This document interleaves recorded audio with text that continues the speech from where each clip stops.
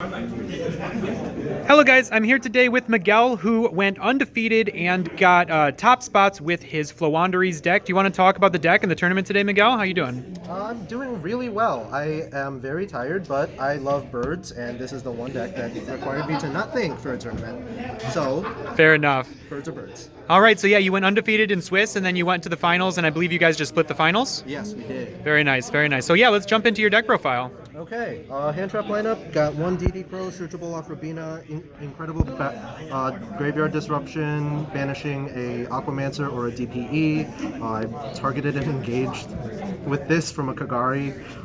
Overall, just really good, flexible, especially in this format when it's very graveyard heavy. Triple Ash because you don't, under Shifter, you don't really need to play anything other than Ash Impermanent Shifter. Just discards, banishes, immune to Called by the Grave by under Shifter, so really nice. Triple Shifter because this is the win condition of the deck.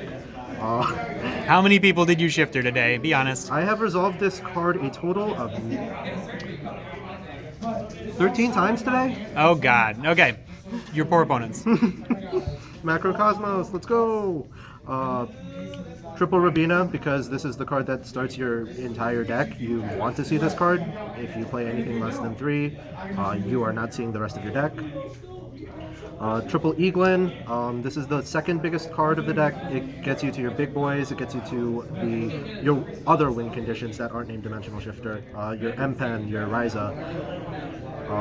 Double Stree. Stree looping is really good. I usually side one out in certain circumstances, just because I don't think the banish one is quite as effective at certain points of the game, but play 2 to start just to solidify a good Stree loop, and 1 token. Card adds a card from banished, just an all-around good card, but nothing you really want to see on turn 1. Alright. Turn skip card, Barrier Statue. This card is disgusting. It's such a nuisance. I don't know why it's still legal. A lot of good cards right now are wind monsters, ironically enough, like Griffin, just special summoning it to attack over this and dodging map. But unless your opponent hard opens the Griffin or the Fateful Adventure, it's very rare that they're going to get past this plus a map. Bird Bros, Apex Avian, Mega Ryza, 1 M-Pen. Pretty standard. Can't say anything bad about these cards. I've seen lists play a higher count so they can always resolve Eaglin, but I think wins just putting something at the bottom of the deck to draw an extra card to turn the Eaglin on again is just as powerful. Yeah, and they brick. They do. I tried double Ryza at one point and then I just drew both of them and it was discouraging. Alright. Triple map. Gold Sark plus double summon. There's absolutely nothing wrong with this What more card. could you want in a card, right? Seriously. One of the most ignorantly designed field spells in the entire game, and I love it. The quick play spell, 3 of them. I have not robbed anybody in time with this, nor do I ever intend to. I don't know why it has that effect, but there's no reason to not be playing 3 because it helps you cycle through your deck. It helps out Mystic Mine. Just an all-around incredible card that I don't understand why they gave it a life point boost effect. Yeah, 3 more Rubinas. Very nice. 1 unexplored wins. This card is an MVP. Easily remove your opponent's cards, just non-targeting spot removal, being able to cycle through your deck faster. It's just way too powerful of a card to not play, but at the same time, it does break. So, moderation. Most of the time, I just banish this off of the map to add the token. Consistency cards. Triple Pot of Prosperity. You want to dig into the deck as much as possible. Seeing the top 11 cards of your deck and maybe getting 1 Rabina is how you start the game and how you win. 2 Pot of Duality. I don't like double drawing this card. At least Pot of Prosperity gets me to dig even deeper, and it guarantees that I will not see any of the cards that I revealed because it shoves them at the bottom of the deck unless I shuffle. But 3, double drawing it is just absolutely devastating sometimes. I did play board break cards, triple Lightning Storm, triple Dark Ruler no more. It makes Sheesh, bro. It makes it so I'm not helpless going second against any of the Brave decks. Wild.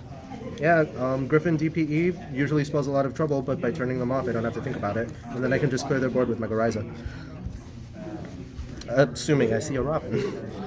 Triple Imperm, hand trap, nothing bad about it at all, especially with Shifter. And then one Dreaming Town, no reason to not play this card. It's just an extra normal summon on your opponent's turn and guaranteed disruption. All right. Jump onto the extra deck. My extra deck looks extremely. Well, I guess we should do your side deck first. Double Reaper. I think Reaper is extremely valuable in this deck because you're playing Prosperity over Extravagance. I don't like double drawing this card, but this thing gets rid of so many annoying cards like DPE. You can disrupt your opponent if your opponent's playing Prank Kids. Disrupt their Doodle Doo. You can disrupt potential Baguska. I definitely did that. Can't say anything wrong about extra deck disruption going second. All right. Triple Droll and Lockbird. This card overperformed. I absolutely fell in love with this card just because it puts a hard stop on a lot of Brave decks if they don't, if they aren't, managing their resources well enough. If you use it on Aromaseer and they don't have the Griffin, then they're just stuck with a token and an Eclipse spell, which you can just clear a lot easier. Yeah, I really like that card too. It is good against the Brave decks. It is like the only good one hand trap that you can have. Like, it just works on its own. It's also good in the mirror match. Very, very good in the mirror match. It's also a turn skip card, and you need to play as many of those as possible. Board clears, Harpy's Feather Duster, searchable by Featherstorm, and it's retrievable by Featherstorm. Lots of back row decks right now. I don't really like seeing multiple back row, especially in Impermanence and Souls decks. Raigeki, Dark Ruler Raigeki for the meme, but this is actually very devastating to a lot of Build-A-Board decks. And it's at 3.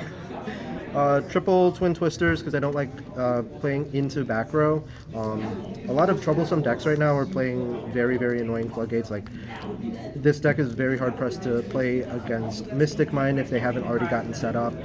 Skill Drain, Tikaboo. Just an all-around good spot removal card. I would play Cosmic Cyclone over this, but I thought Twin would just be a lot more impactful, just being a 2-for-2. Yeah, and people probably sided in Lancia for you too, so it makes sense. And Triple Featherstorm. It's a turn skip card. There's no reason to not play this. It's the only deck left in the meta that can still play it. I guess Lyrilisk is still around, but this one definitely very good to use in. All right. My goofy extra deck. Cherries targets, Kagari, Balinks. I really don't know why I'm still playing this. Balinks? I respect Salamangreat. All right, fair enough. It's devastating to it. Just banish it and they can't play. Doodle Doo because of Prank Kids. Hextia because I love Altergeist and I still respect it and I do not want to see this card on the board against me. Helka Fibrax for the whatever Helka Fibrax decks there are right now. Shishao specifically for Sword Soul. I think this is a lot more devastating than a Monk of the Tenyi, just because they can't cycle through their deck to get exactly what they need to make a Baron. This doubles as a Cherries target and a Maximus punish, the Mechaba Cyber Dragon. Reasonable. No reason to not play this. Yeah, I suppose you have the extra deck space available to you. I did Reaper a Baguska today. Fair enough. Good prep. Yeah, this card immediately just makes you end your turn. You cannot play into this unless you have Raigeki. DPE, because this card's annoying. If your opponent pays 2,000 with Verte and you chain Reaper, then sucks to suck. Actual extra deck cards are Win the Windcharmer Verdant, being able to steal a Baron after you set up extra monsters with Dreaming Town on your turn. Pretty powerful, but I've literally never summoned this card because my opponent doesn't keep a Baron on the board long enough.